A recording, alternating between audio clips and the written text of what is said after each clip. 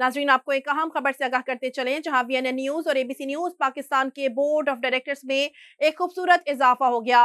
नौजवान सहाफ़ी राजा अरसलान को एबीसी न्यूज़ पाकिस्तान और वीएनएन न्यूज़ में बतौर डायरेक्टर कोऑर्डिनेशन तैनात कर दिया गया। इससे कबल भी राजा अरसलान की कई मीडिया हाउसेस के साथ अपने खिदमात सर अंजाम दे चुके हैं। ताहम एबीसी न्यूज़ के चेयरमैन अशफाक नियाजी और मैनेजिंग डायरेक्टर राना शहजाद की ज़ाती दिलचस्पी पर राजा अरसलान को एबीसी न्यूज़ और वीएनएन न्यूज़ में बतौर डायरेक्टर कोऑर्डिनेशन के ओहदा पर तैनात कर दिया गया।